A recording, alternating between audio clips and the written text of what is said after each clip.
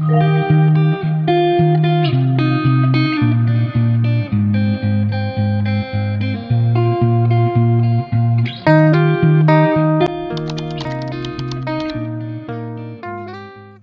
halo, halo, selamat malam semuanya. Kembali lagi bersama aku, Linda Kintanya Azara di Obroli.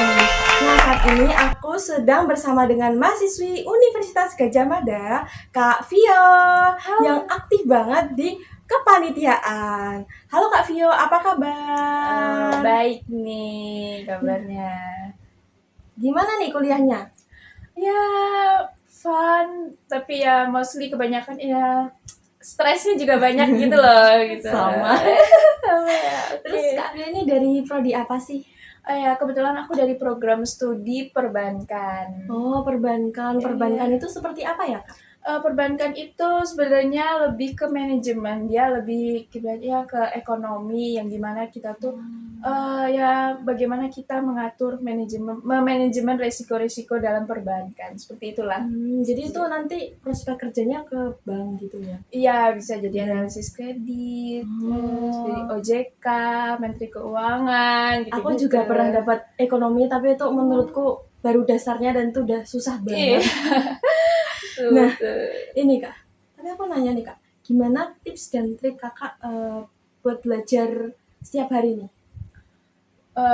Tipsnya tuh mungkin karena aku tuh kadang orangnya juga kadang bosenan gitu ya, suntuk banget kalau untuk belajar lama-lama. Mungkin aku lebih ke mencoba berbagai macam metode-metode belajar gitu loh, kayak misalnya, untuk materi matkul-matkul tertentu, misalnya matkul yang mengharuskan kita untuk menghafal nih. Nah, biasanya aku tuh, tips belajar aku tuh menghafalnya mungkin dengan cara visual, terus dengan audio, jadi nggak yang setiap itu tuh harus membaca, terus gitu-gitu sih menurut aku tips belajarnya. Jadi lebih, banyak variasi-variasi belajar, jadi nggak mudah bosen gitu sih. Kalau kita membaca terus tuh rasanya kayak, ih apa sih nggak masuk malahan. Iya, betul Lebih kalau kita banget. lihat video tuh lebih kayak, wah aku Iya, langsung paham gitu. betul banget, Berarti betul. kakaknya nih tipe pembelajar yang visual kinestetik. Betul. Nah, selain kuliah nih, kakaknya juga ikut kepanitiaan ya? Betul, ya aku sekarang udah mungkin sekitar 4 kepanitiaan yang aku pegang. Kepanitiaan apa aja tuh kak? Mungkin dari tingkat fakultas aku ada, tingkat univ aku ada, terus ya selain itu juga aku sekarang magang juga. Magang di mana? Wah. Aku magang di Semua Bisa Belajar Indonesia. Oh, jadi itu ke matkul atau memang keinginan kakaknya sendiri? Itu keinginan aku sendiri. Tuh. Wow, keren. Aku juga pengen gitu kak, magang-magang mau kerja di mana. Tapi pas aku lihat di lowongan kerjanya tuh ini harus S1, aku langsung, Iya, aduh, nggak benar-benar bisa. ya. Iya sih. Nah, ini kepanitiaan apa ini yang 4 itu?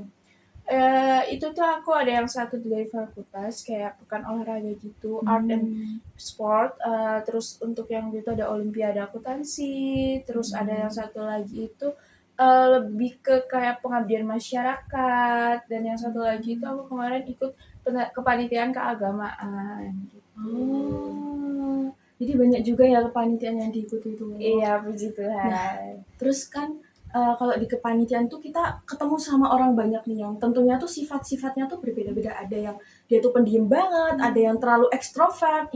Itu gimana sih cara Kak Vio untuk menyikapi dan beradaptasi dengan orang-orang seperti itu?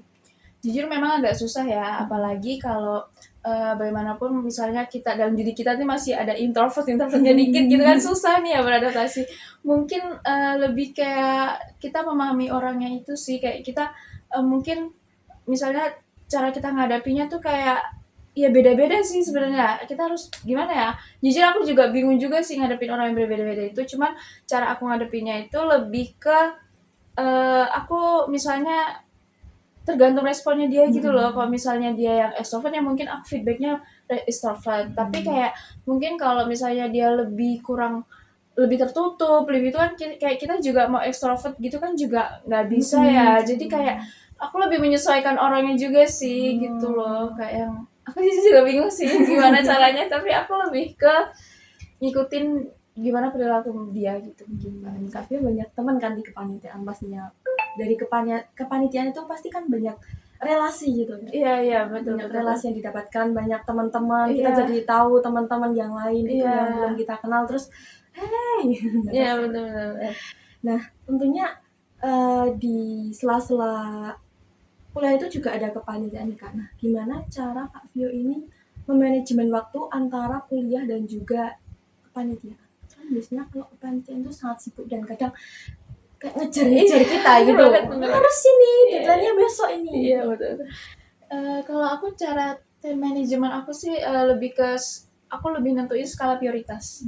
Jadi aku mana dulu yang lebih penting, mana dulu yang lebih urgent, dan mana dulu yang bisa aku kerjain dulu, itu aku yang utamain gitu loh. Jadi sebenarnya aku juga buat jadwal sendiri kayak ini deadline-nya jam segini, ini jadi dari itu tuh udah terstruktur gitu loh. Jadi kayak yang jadi hari ini aku harus ngerjain ini dulu. Oh ya besok ini jatahnya ini gitu. Jadi kayak udah membuat jadwal-jadwalnya sendiri. Jadi mana yang lebih prioritas, mana yang lebih urgent itu tuh aku tahu gitu.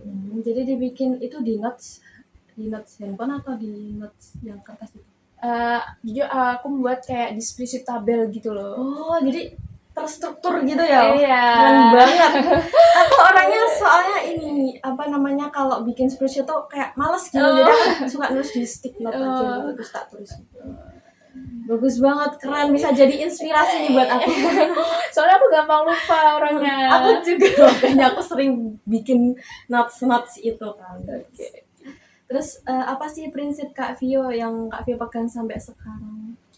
Kalau prinsip aku sih kalau misalnya kan ada kita ya di posisi di tengah-tengah itu pengen nyerah banget gitu ya.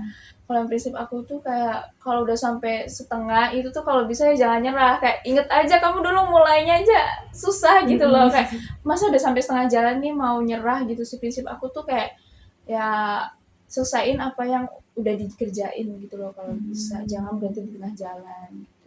Nah, keren banget ya prinsip hidupnya Kak Vio. Nah, dari Kak Vio ini kita belajar buat memanajemen waktu kita supaya waktunya tuh nggak terbuang sia-sia gitu. Jadi harus dibuat terstruktur, terjadwal, dan itu tuh bikin kita kayak bisa nentuin mana nih yang dikerjain duluan daripada kita nunda-nunda nanti malah terbengkalai. Nah, Kak Vio nih, coba kasih kata-kata buat mahasiswa lain yang nanti menonton.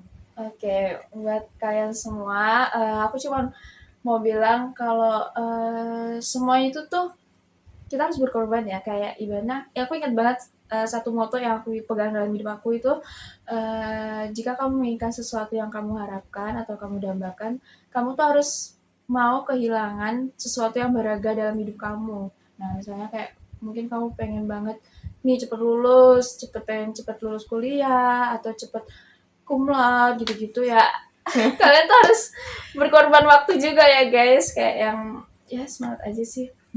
Semua ada yang harus dikorban. Prosesnya gitu Iya. ya. Biar bisa upload, amin. Amin. Terima kasih Kak Vio, semangat terus ya kuliahnya. Siap. Terima kasih. Juga. Oke, teman-teman, itu tadi sesi obrolin pada malam hari ini. Kalau ada kurang atau salah kata dari kami, mohon dimaafkan. Terima kasih. Selamat malam.